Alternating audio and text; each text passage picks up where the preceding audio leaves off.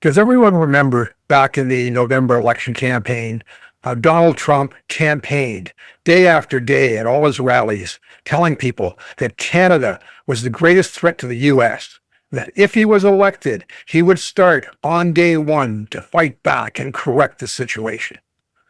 Of course not. He barely mentioned Canada until after he was elected. And then it all started. And it doesn't seem to be ending. And his threats grow more real every day. Just look at what he's doing since he got elected again.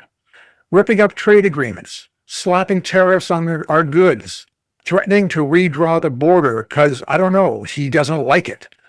And then there's the real kicker. He keeps saying that he wants to annex Canada as the 51st state. I mean, is he serious? Or is this just his idea of an evil joke? Because no one on this side of the border is laughing. And if that wasn't enough, he's now making it harder for Canadians to visit the U.S. with some new registration requirements. It's like he's doing absolutely everything he can to hurt and damage our country. So it's really time to ask the question, has this caused Canadians to now hate America? Well, for now, the quick answer is I don't think we're there quite yet. But there's definitely a big shift happening. More than anything, Canada feels a sense of hurt, frustration, betrayal, and anger. You know, I can't believe that I have to have a backdrop to this video talking about good Americans and bad Americans. It all seems so ridiculous, surreal, and kind of childish. But things have changed. Things have changed between our countries. And I don't think that they're ever going to go back to how they were. Now, it's important to remember, it's Trump's America we can't stand, not everyday Americans at large. And that's a critical distinction. You know, on this channel, every day I get comments, dozens, hundreds, thousands in the course of a week, from Americans writing to show their support for Canada in their fight against Trump. They write that they're ashamed of their country, that they're embarrassed by Trump, that they apologize for what he's doing, that they didn't vote for Trump, and that they really wish he wasn't there. And we appreciate that. Mind you, we've got a few of the haters of the MAGA types that come on there and just taunt us, but we deal with them. Unfortunately, for many Canadians, that line between hating Trump's America and hating America in general is getting pretty blurry. You see, Canada, and really the whole world, can no longer trust America. Any agreements, promises, treaties, partnerships, what have you, just aren't worth the paper they were printed on. Trump has shown that with no voter mandate whatsoever and no legislative or legal judicial checks to hold him back, he can just do anything he wants and get away with it. And don't fool yourself, he is getting away with it. If Trump keeps this up, that frustration could very well turn into genuine resentment and hatred.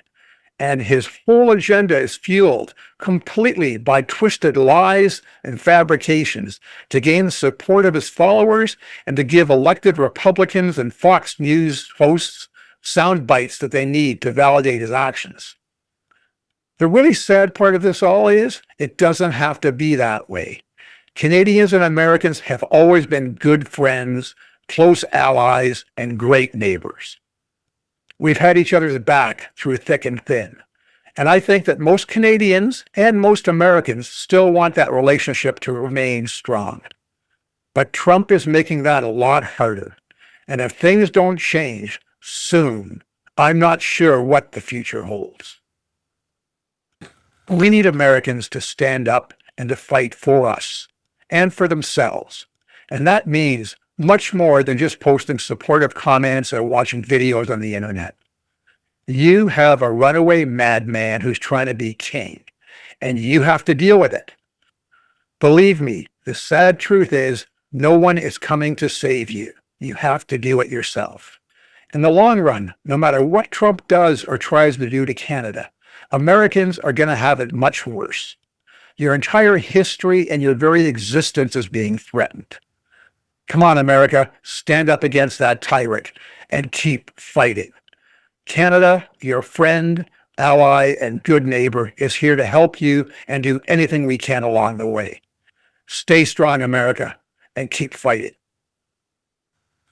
Hi, for those of you who are here for the first time, I'm Nick, a 71-year-old retired YouTube content creator, and I created this channel a few months back, and it's gone exceptionally well. Lots of support, lots of views, lots of encouragement, and I really appreciate all that. I want to take a minute to thank some special people, the following folks who signed up memberships to the channel to support it. I'd also like to thank a number of people who have contributed unsolicited to this channel. None of this would be possible without all your different people's support and encouragement. Thank you all so very much. By the way, we're going to be updating the membership structure pretty soon so that some of the higher membership groups can receive complimentary branded swag. Yeah, like these neat caps, maybe a mug. I got a few things in mind. It's just a way of thanking everybody for your support. What I do ask of everybody who wants to help us out is to please like the videos. That makes a big difference. And the YouTube algorithm determines how much it appears in people's feeds and how much the video is seen based on that. Also, make comments. Let me know what you think. Subscribe to the channel and share the video and the channel with your friends, your family, other people you know. Here are a few other video suggestions that you might find interesting. Once again, have yourself a great week and just make sure to keep fighting.